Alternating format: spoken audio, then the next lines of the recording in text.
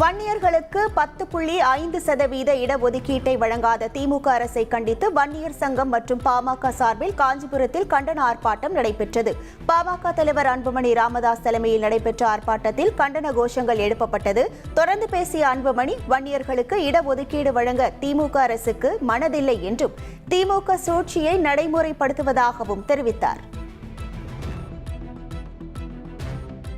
பெரியார் மருத்துவர் ஐயா, வாழ்க வாழ்க வாழ்கவே, வாழ்க வாழ்க வாழ்கவே, வெல்க வெல்க வெல்கவே, வெல்க வெல்க வெல்கவே, வெல்க வெல்க வெல்கவே, வெல்க வெல்க வெல்கவே, சமூக நீதி போராட்டம், சமூக நீதி போராட்டம், சமூக நீதி போராட்டம், சமூக நீதி போராட்டம், வெல்க வெல்க வெல்கவே, வெல்க வெல்க வெல்கவே, இடப்பங்கீடு எங்கள் உரிமை, இடப்பங்கீடு எங்கள் உரிமை, விட மாட்டோம் விட மாட்டோம் விட மாட்டோம் விட மாட்டோம், ஓய மாட்டோம் ஓய மாட்டோம் ஓய மாட்டோம் ஓய மாட்டோம் வரை, சமூக நீதி வெல்லும் வரை ஓய மாட்டோம் ஓய மாட்டோம்.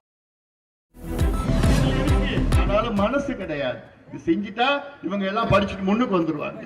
இவங்க எல்லா எப்படியுமே இருக்கணும், குடிசையில இருக்கணும், மாடு மேய்க்கணும், ஆடு மேய்க்கணும், குடிச்சிட்டு இருக்கணும், அப்படியே இருக்கணும், கஞ்சியை குடிச்சிட்டு இருக்கணும், அப்படியேதான் இருக்கணும்.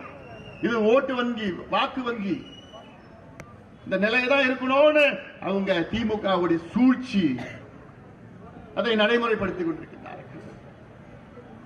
அதனால நான் கேட்கின்றேன் முதலமைச்சர் ஸ்டாலின் அவர்களே, உண்மையிலே நீங்க சமூக நீதி பத்தி பேசுறீங்கன்னா, திமுகவுக்கும் சமூக நீதிக்கு சம்பந்தம் இருந்தா இந்நேரம் நீங்க அதை கொடுத்திருப்பீங்க.